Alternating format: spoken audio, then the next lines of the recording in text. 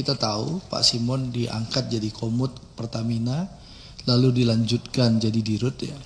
Pertama jadi komut dulu. Pas Pak Simon jadi komut itu saya mendengarkan banyak dari Bapak dan Ibu di depan saya ini mengucapkan syukur alhamdulillah. Alhamdulillah kami punya komut yang baik gitu. Nggak stres lagi kami, ada yang marah-marah gitu. Itu Pak Simon jadi komut. Ya, saya nggak tahu berani nggak ibu-ibu dan bapak-bapak ini ngomong. Tapi omongan ke saya begitu waktu itu. Nah, lalu Pak Simon sekarang jadi dirut. Yang saya tahu pengangkatan Pak Simon ini ditugaskan oleh Presiden Prabowo untuk memastikan bahwa Pertamina ikut berperan aktif dalam swasembada energi. Innalillahi wa inna ilaihi rajiun, Pak. Di tengah bulan suci Ramadan, hari ini seluruh rakyat marah, Pak. Marah besar. Bahkan kami punya saudara, Pak, setiap hari, setiap ketemu kami selalu mengungkapkan kemarahannya. Mereka kecewa begitu mendalam terhadap Pertamina karena mereka merasa tertipu bertahun-tahun selama ini, Pak. Seperti yang telah kami sampaikan di awal bulan Desember yang lalu tentang kualitas BBM Pertamina yang dipertanyakan oleh banyak masyarakat kami, hari ini kekhawatiran kami di tahun lalu, Pak, bom waktu itu benar-benar meledak, Pak. Maka pada kesempatan hari ini, pada RDP kali ini, jujur saja Pak, kami sedikit kecewa. Kami tunggu-tunggu dari tadi paparan soal terupdate Pertamax oplosan, tapi tidak ada sebait kata pun yang menjelaskan soal itu di kesempatan pagi hari ini. Padahal kami menunggu-nunggu rapat ini dari berminggu-minggu yang lalu, sampai kami coba ingatkan di grup Komisi 6 dan sebagainya, dan alhamdulillah hari ini terlaksana, tapi juga tidak bisa mengurangi kegundahan kami dan masyarakat kami, Pak. Maka harapan kami korupsi yang sudah ditangani oleh kejaksaan, yaitu Pertamax oplosan yang katanya sudah merugikan negara lebih dari 1.000 triliun rupiah ini, Pak. Dan juga bahkan yang kemarin yang terupdate ditemukan juga adanya kontrak oplosan antara Pertamina dengan pihak swasta yang sudah berjalan sejak tahun 2017. Maka saya berharap ada penjelasan sejelas-jelasnya, Pak, nanti di akhir sesi ini, Pak. Karena jika benar, maka ini adalah orkestrasi kejahatan totalitas yang masif dan terstruktur, Pak. Dari hulu ke hilir yang sudah terjadi bertahun-tahun. Ini di mata kami bukan hanya sekedar korupsi yang merugikan negara, Pak. Tapi ini adalah korupsi yang merugikan, menyakiti dan mengkhianati rakyat kita, Pak. Dan orang yang berada di dalam pemegang kewenangan tidak memandang kewenangan sebagai kegiatan usaha mencari keuntungan. Kalau jadi wali kota, ini bukan menjadi tempat mencari keuntungan sebagai wali kota. Jadi gubernur gitu, apalagi presiden. Assalamualaikum warahmatullahi wabarakatuh. Kita jumpa kembali di channel YouTube Bustami Narda Official. Sahabat BN, dari rapat dengar pendapat antara Komisi 6 DPR RI dengan pihak Pertamina baru-baru ini, banyak yang mengesankan bahwa pertemuan itu kayaknya seperti curhat saja, saling mengemukakan isi hati, dan mungkin juga ini bicara sudah dari hati ke hati, tetapi substansinya yang diherankan oleh masyarakat, oleh publik, tidak kena sasaran. Rakyat menginginkan dalam pertemuan antara Komisi 6 DPR RI dengan Pertamina kala itu akan terjadi dialog dalam hal DPR melakukan fungsi pengawasannya terhadap apa yang terjadi di Pertamina sekarang ini, yakni berkaitan dengan dugaan korupsi yang mencapai tidak kurang dari 1.000 triliun rupiah yang terjadi pada anak perusahaan Pertamina itu, PT Pertamina Patraniaga. Sebab berkaitan dengan persoalan Pertamina ini sangat banyak yang bisa dikoreksi oleh DPR selaku wakil rakyat yang digaji oleh rakyat untuk bicara dalam pertemuan tersebut. Persoalan mafia migas Itu telah lama dilihat oleh publik adanya mafia migas ini di lingkungan Pertamina ini. Dan itu sudah sangat membuat Pertamina selama ini makanan empuk bagi orang-orang yang berpikiran culas. Dan itu telah dibuktikan setidaknya oleh dugaan korupsi yang telah ditemukan oleh penegak hukum yang namanya Kejaksaan Agung saat ini. Setidaknya ini telah dapat menjadi bukti bahwa memang mafia migas ini telah merugikan negara, dan itu pun telah dilakukan bersama-sama dengan para pejabat yang ada di Pertamina selama ini. Setidaknya para pejabat Pertamina yang berada di anak perusahaan Pertamina yang kita sebutkan tadi, yakni PT Pertamina Patraniaga. Tetapi dalam kenyataannya pada pertemuan antara wakil rakyat dengan Pertamina kemarin itu sama sekali tidak terlihat. Hanya saling curhat. Anggota DPR dari Komisi 6 banyak yang curhat. Malah ada anggota DPR dalam curhatannya yang hanya seperti mencak-mencak kepada orang yang tidak ada dalam ruangan itu. Anggota Komisi 6 Andre Rosiade mencak-mencak kepada Ahok, mengatakan Ahok pansos, Ahok cari panggung. Gitu loh Pak Fadli. Ini gaya politisi numpang tenar pansos terhadap kemampuan kinerja Jaksa Agung di bawah era Prabowo Subianto sebagai presiden. Gitu loh. Karena Ahok memang sebelum ini bicara ke publik melalui podcast di media sosial yang mengatakan bahwa dia mau membongkar yang terjadi di Pertamina yang dia ketahui selama dia menjadi komisaris utama Pertamina dulu. Dia mengaku punya data, punya rekaman tentang semua carut-marut yang terjadi di Pertamina ketika dia menjadi komisaris utama. Hanya saja waktu itu kendalanya karena dia sebagai seorang komisaris, bukan direktur utama, dia tidak bisa melakukan eksekusi, tidak bisa memecat pejabat-pejabat Pertamina yang diketahuinya berbuat yang tidak sesuai dengan ADRT atau tidak sesuai dengan ketentuan yang berlaku yang bisa merugikan negara. Saya bisa memberikan semua notulen dan rekaman selama saya jadi komut, apa yang saya sampaikan, apa yang saya minta diubah, yang tidak dilakukan oleh direksi, termasuk anak perusahaan. Kalau menurut saya, ini permainan sudah lama yang masing-masing penguasa tidak mau stop. Nah, ketika Ahok dipanggil penyidik Kejaksaan Agung kemarin, apakah dia telah menyerahkan semua data dan video yang dikatakannya itu ataukah bagaimana? Tentu Ahok dan penyidik Kejaksaan Agung lah yang paling tahu. Andre Rosiade kelihatannya sangat marah dan sangat kebakaran jenggot oleh apa yang dikemukakan oleh Ahok tersebut. Dan di samping itu, Dirut Pertamina Simon Aloysius Mantiri juga kelihatannya di sana curhat.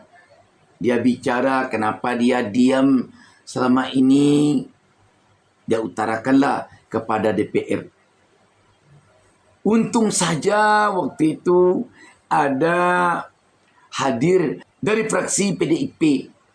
Dialah yang sedikit mengungkit-ungkit tentang persoalan dugaan korupsi yang sekarang terjadi di anak perusahaan Pertamina itu.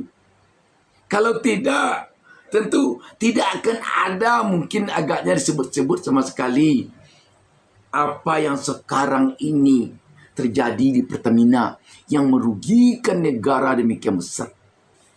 Sahabat BN, kenapa ini terjadi? Kenapa seakan tidak muncul fungsi pengawasan dari anggota DPR di Komisi 6 dalam pertemuan ini. Kenapa tidak ada dialog, diskusi, apalagi perdebatan antara Komisi 6 DPR RI dengan pihak Pertamina dalam kesempatan ini? Sahabat BN, inilah akibatnya kalau anggota DPR RI itu sudah mayoritas berada di pihak penguasa. Seperti sekarang, 80% anggota DPR RI itu sudah berada dalam koalisi pemerintah, sudah berada pada koalisi istana. Tinggal hanya lagi 20% saja yang berdiri pada posisi penyeimbang atau sebutlah oposisi. Apalah daya apabila dibandingkan antara anggota DPR RI yang di satu sisi terdiri dari 80% dengan yang hanya 20%.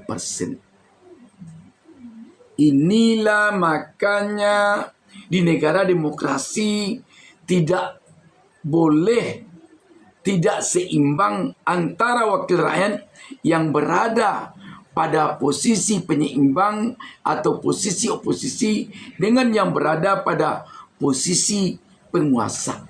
Sebab tidak muncul demokrasi, mati demokrasi jadinya.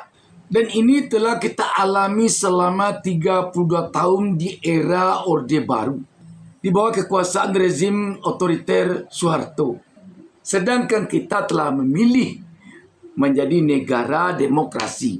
Seperti dikemukakan Presiden ke-16 Amerika Serikat, Abraham Lincoln, bahwa demokrasi itu adalah pemerintahan yang berasal dari rakyat, oleh rakyat, dan untuk rakyat.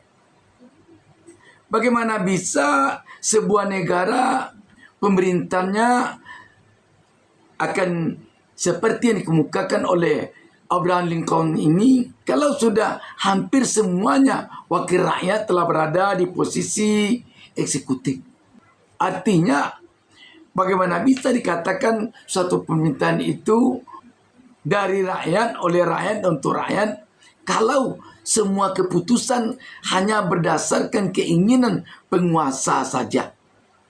Padahal semenjak berdirinya pertama kali negara demokrasi pada tahun 507 sampai 508 sebelum Masehi yang dipimpin Clisthenes, yang disebut Bapak Demokrasi Athena, di mana pada saat itulah munculnya pertama kali kata demokrasi.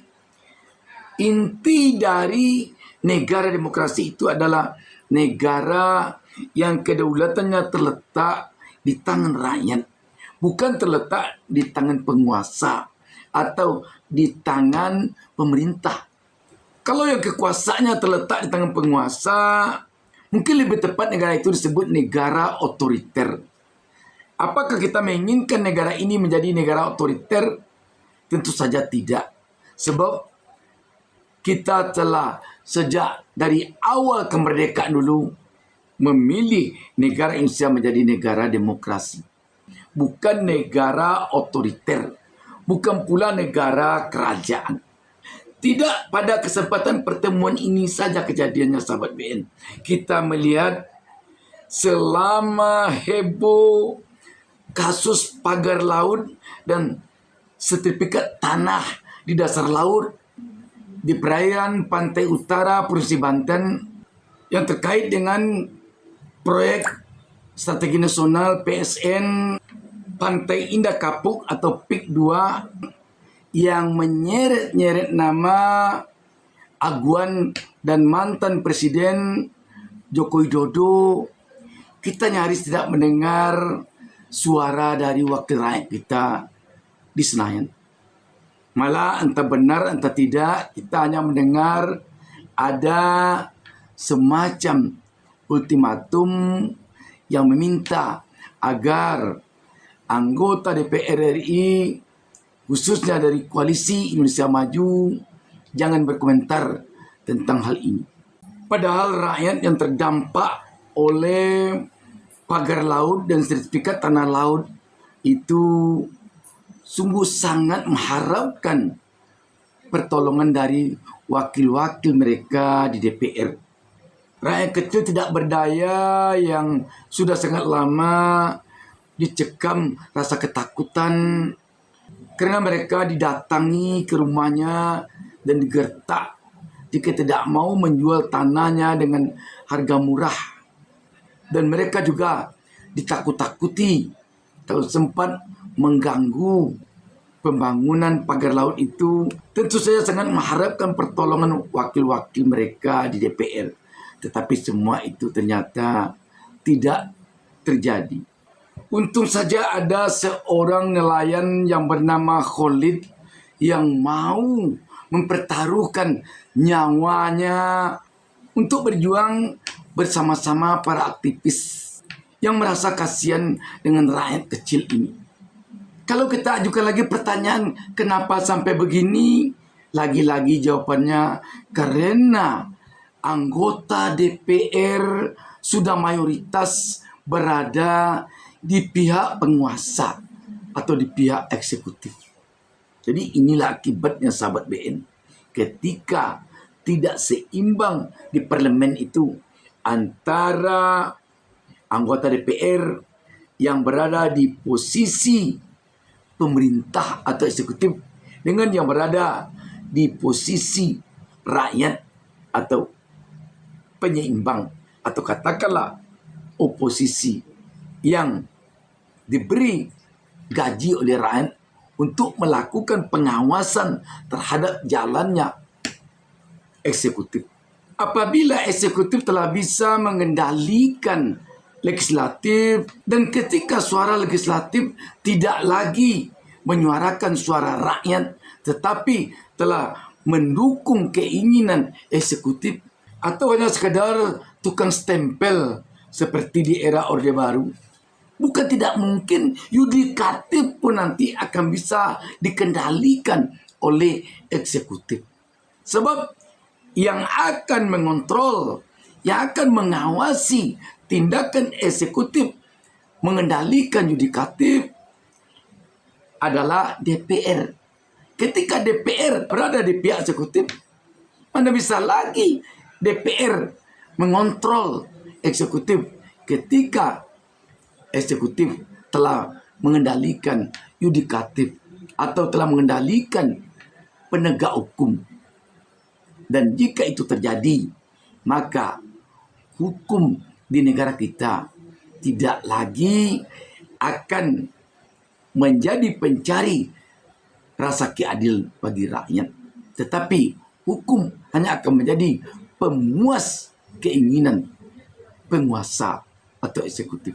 Dan ketika hampir semua tokoh-tokoh sekarang ini telah berada di pihak istana, masih untung kita punya seorang tokoh Anies Baswedan yang masih sampai saat ini belum lagi menampakkan diri ingin masuk ke istana. Masih untung. Dan untuk kondisi sekarang ini, untung Anies Baswedan sebagai seorang tokoh dan PDIP sebagai sebuah partai masih belum lagi berada di istana. Sehingga demokrasi kita masih tampak ada riak-riaknya. Demikian sahabat BN. Wassalamualaikum warahmatullahi wabarakatuh.